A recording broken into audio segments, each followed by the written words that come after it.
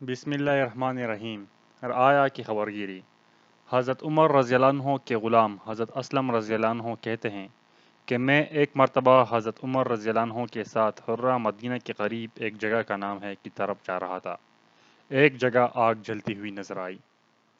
حضرت عمر رضی اللہ عنہ نے فرمایا کہ شاید یہ کوئی قافلہ ہے جو رات ہو جانے کی وجہ سے شہر میں نہیں گیا، باہر ہی ٹھہر گیا۔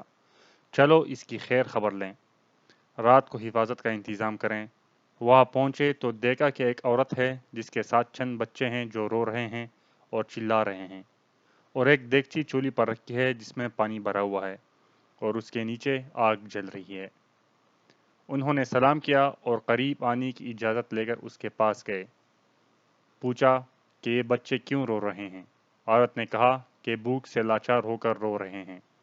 دریافت فرمایا کہ اس دیگچی میں کیا ہے؟ عورت نے کہا کہ پانی بھر کر بہلانے کے واسطے آگ پر رکھتی ہے کہ ذرا ان کو تسلی ہو جائے اور سو جائیں۔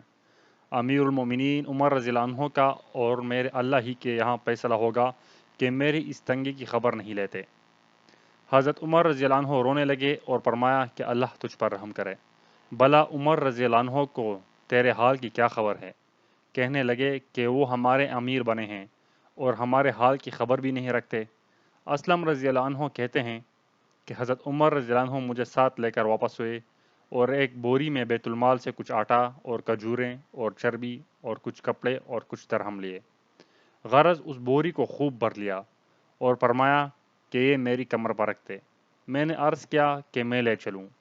آپ رضی اللہ عنہ نے فرمایا نہیں، میری کمر پر رکھتے۔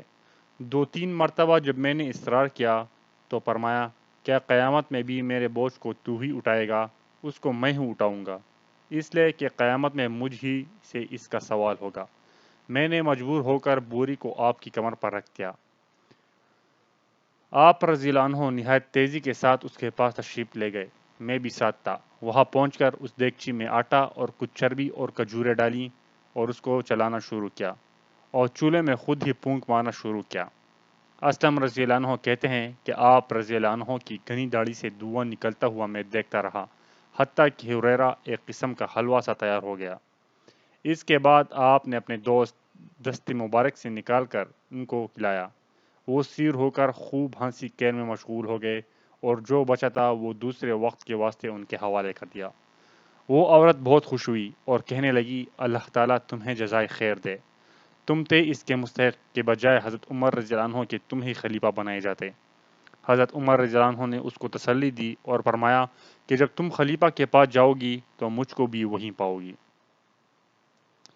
حضرت عمر رضی اللہ عنہ اس کے قریب ہی ذرا ہٹ کر زمین پر بیٹھ گئے اور تھوڑی دیر بیٹھنے کے بعد چلے آئے اور فرمایا کہ میں اس لیے بیٹھا تھا کہ میں نے ان کو روتے ہوئے دیکھا تھا، میرا دل چاہا کہ تھوڑی دیر ان کو ہنستے ہوئے دیکھوں۔ صبح کی نماز میں اکثر سورہ کہف، طٰہٰ وغیرہ بڑی صورتیں پڑھتے اور روتے کہ کئی کئی صفوں تک آواز آ جاتی۔ ایک مرتبہ صبح کی نماز میں سورہ یوسف پڑھ رہے تھے، اتنے روئے کہ آواز نہ نکلی۔ تہجد کی نماز میں بعض مرتبہ روتے روتے گر جاتے اور بیمار ہو جاتے۔ فائدہ یہ ہے اللہ کا خوف اس شخص کا جس کے نام سے بڑے بڑے نامور بادشاہ ڈرتے تھے، کانپتے تھے۔ آج بھی 1350 برس کے زمانے تک اس کا دبدبہ مانا ہوا ہے۔ آج کوئی بادشاہ نہیں، حاکم نہیں، کوئی معمولی سا امیر بھی اپنی رعایا کے ساتھ ایسے برتاؤ کرتا ہے۔ حضرت یزید بن ابی منصور رحمہ اللہ کہتے ہیں کہ حضرت عمر بن خطاب رضی اللہ عنہ کو یہ خبر ملی کہ بحرین میں ان کے مقرر کردہ گورنر حضرت ابن جارود یا ابن ابی جارود کے پاس ایک شخص لایا گیا جس کا نام ادریاس تھا۔ اس نے مسلمانوں کے دشمن کے ساتھ خفیہ خط و کتابت کر رکھی تھی اور ان دشمنوں کے ساتھ مل جانے کا ارادہ بھی تھا، اور اس کے ان جرائم پر گواہ بھی موجود تھے۔ اس پر اس گورنر نے اسے قتل کر دیا۔ وہ شخص قتل ہوتے ہوئے کہہ رہا تھا اے عمر میری مدد کو آئیں، اے عمر میں مظلوم ہوں، میری مدد کو آئیں۔ حضرت عمر رضی اللہ عنہ نے اپنے اس گورنر کو خط لکھا کہ میرے پاس آؤ، چنانچہ وہ آ گئے۔ حضرت عمر رضی اللہ عنہ ان کے انتظار میں بیٹھے ہوئے تھے اور ان کے ہاتھ میں ایک چھوٹا نیزہ تھا۔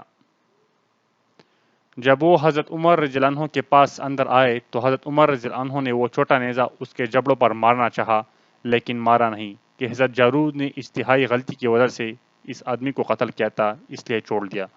اور حضرت عمر رضی اللہ عنہ کہتے جا رہے تھے اے ادریاس میں تیری مدد کو حاضر ہوں، اے ادریاس میں تیری مدد کو حاضر ہوں۔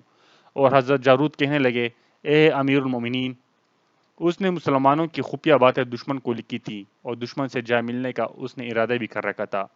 حضرت عمر رضی اللہ عنہ نے فرمایا، صرف برائی کے ارادے پر ہی تم نے اسے قتل کر دیا، ہم میں ایسا کون ہے جس کے دل میں ایسے برے ارادے نہیں آتے؟ اگر گورنروں کے قتل کرنے کا مستقل دستور بن جانے کا خطرہ نہ ہوتا تو میں تمہیں اس کے بدلے میں ضرور قتل کر دیتا۔ حضرت عبداللہ بن ابی حضرت اسلمی رضی اللہ عنہ فرماتے ہیں کہ جب ہم حضرت عمر رضی اللہ عنہ کے ساتھ دمشق کی بستی جابیہ پہنچے تو آپ نے ایک بوڑھے ذمی کو دیکھا کہ وہ لوگوں سے کانا مانگ رہا ہے۔ حضرت عمر رضی اللہ عنہ نے اس کے بارے میں لوگوں سے پوچھا کہ یہ کیوں مانگ رہا ہے؟ کسی نے کہا، یہ ذمی آدمی ہے جو کمزور اور بوڑھا ہو گیا ہے۔ حضرت عمر رضی اللہ عنہ نے اس کے ذمہ جو جزیہ تھا وہ معاف کر دیا اور فرمایا، پہلے تم نے اس پر جزیہ لگایا جسے وہ دیتا رہا، اب جب وہ کمزور ہو گیا ہے تو ستم نے اسے کانا مانگنے کے لیے چھوڑ دیا ہے۔ پھر آپ نے اس کے لیے بیت المال میں سے 10 درہم وظیفہ مقرر کیا اور وہ بوڑھا عیالدار تھا۔ ایک مرتبہ حضرت عمر رضی اللہ عنہ کا ایک بوڑھی ذمی پر گزر ہوا جو لوگوں سے مسجدوں کے دروازے پر مانگتا پھر رہا تھا۔ حضرت عمر رضی اللہ عنہ نے فرمایا، اے ذمی، ہم نے تم سے انصاف نہیں کیا، جوانی میں تو ہم تم سے جزیہ لیتے رہے اور بڑھاپے میں ہم نے تمہارا کوئی خیال نہ رکھا۔ پھر آپ نے اس کے لیے بیت المال میں سے بقدر گزارا وظیفہ جاری کر دیا۔